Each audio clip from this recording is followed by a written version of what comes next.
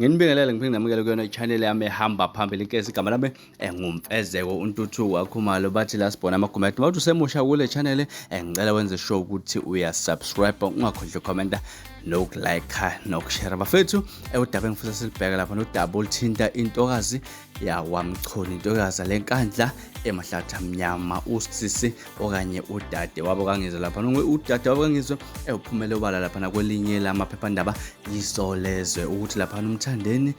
wayemyuza lapha uhambile wayobhala kanjena lapha uMthandeni Manqele akakaze wangithanda ubengisebenzisa nje kodwa abalandeli bakhe bengithanda lapha ngesikhathi ngimukele idlozi akangisekanga futhi akabanga nesikhathi nami walandela lapho wangithuka engomeni wangibiza ngembexembexe washo lapha ukuthi kusuza umfazi omkhulu lapha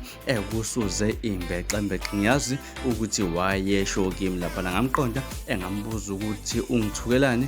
kodwa zange lapha wangiphendula lapha kusho udade wabo kaNgizwe Mchunu uwelile lapha ngokulaxaza iGcokama eLisha mina ke ngisazi noma uwelile ngoba kwamanye ama-clip lapha uyayephumela ubala ukuthi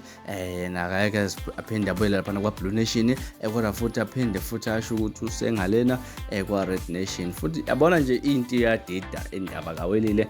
asazi bekilona udaba ebekade ngilidlulisa lolu olushiwa uwelile lapha kwelinye lamaphephandaba khona la neKZN isolezwe la ngomgqibelo kuloba yena lapha uwelile mina ngifisa ukuzwa ukuthi wena uthini okwakho ukuphawula mayelana nalolu daba hambe lapha ku-comment section ufike udlulise olwakho uvo mayelana nalolu daba bekumnandi sindawonye siphinde futhi sihlangane kwivideo elandelayo ngesikhathi esilandelayo niphathe kahle ngane zakwethu nibe nosuku lomnandi ngimthanda.